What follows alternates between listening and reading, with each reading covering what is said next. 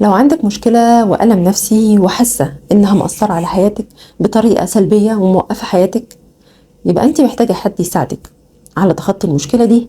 لكن بتكون هنا الحيرة وبتسألي نفسك: هل المشكلة كبيرة لدرجة إني أروح لطبيب نفسي، ولا الأفضل أتعامل مع معالج نفسي، ولا يكفيني في مشكلتي لايف كوتش؟ مسميات كتيرة، لكن لكل مسمى وظيفة معينة.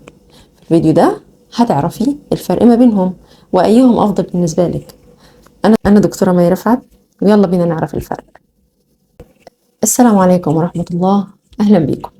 ناس كتير لما تحصل لها مشكلة نفسية وتحس بخنقة وألم نفسي وتكون محتاجة مساعدة من حد متخصص نفسي، بتحتار بين المسميات: طبيب ولا معالج ولا لايف كوتش.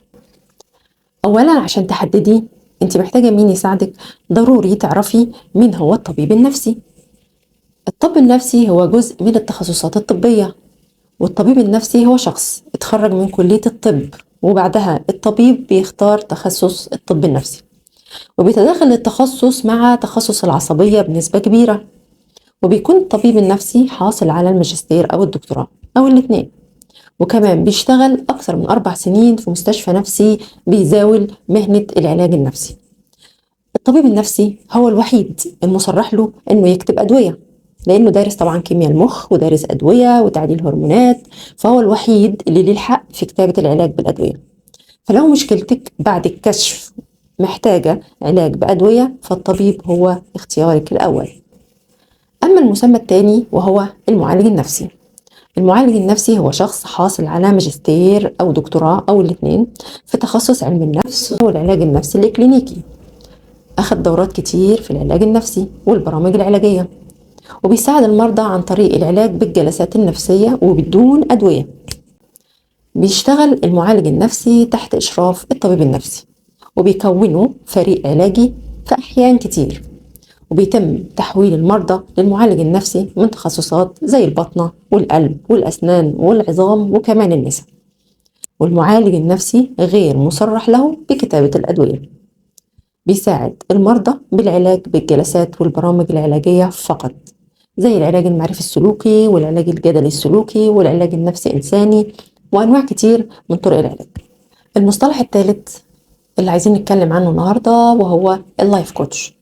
اللايف كوتش أو بيكون مرشد أسري أو زواجي، وهو شخص حاصل على عدد من الكورسات اللي تخليه يقدر يساعد الناس في حل مشاكلهم، زي مشاكل تنظيم الوقت ومشاكل التعامل مع الناس وتخطي المشكلات اليومية، تحسين مستقبلهم الأفضل. اللايف كوتش ما يقدرش يمارس العلاج النفسي لأنه غير مؤهل لذلك. سؤال تاني: ازاي تختاري اللي يناسبك من طبيب نفسي أو معالج نفسي أو لايف كوتش؟ اختيارك بيتحدد وبيعتمد على أساس احتياجاتك الفردية والأعراض اللي انت حاسة بيها. ولو محتارة طبعا في اختيارك وانت محتاجة مني يساعدك، فتقدري تسيبي لي أسئلتك أو كومنت على الأعراض اللي عندك إن شاء الله بإذن الله في الكومنتات، وأنا هرد عليكي بإذن الله. وزي ما قلنا اختيارك بيعتمد على احتياجك انت الفردي. يعني لو عندك شعور بالألم النفسي وحزن وتشاؤم وإحساس بعدم الاهتمام بأي شيء، سواء ولادك سواء أكل شرب اهتمام بالنفس، وملكيش نفس تعملي أي حاجة، وبقى عندك الوضع ده فترة طويلة، يبقى أنت محتاجة طبيب نفسي يكتب لك أدوية. وفي الحالة دي يقدر كمان يساعدك المعالج النفسي، ولكن بدون أدوية طبعا زي ما قلنا، باستخدام البرامج العلاجية.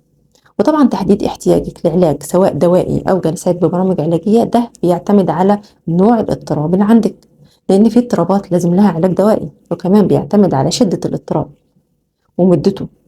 يعني الاضطراب عندك من امتى، وده طبعا بيتم بان احنا بنعمل اختبارات للمريضة علشان نعرف الاضطراب واصل لحد فين.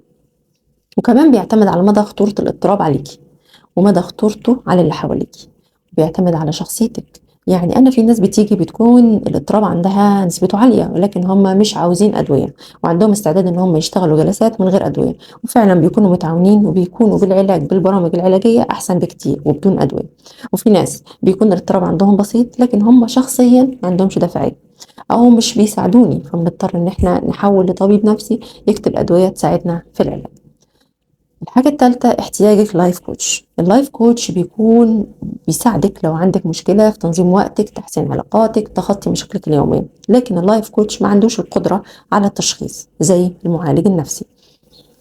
وبالتالي ما عندوش القدرة على مساعدتك في العلاج النفسي. وبكده تكوني عرفتي الفرق ما بين طبيب نفسي ومعالج نفسي لايف كوتش. تقدري تختاري الأنسب ليكي أو لحد من المقربين ليكي عشان توصلوا لصحة نفسية سليمة. سلام.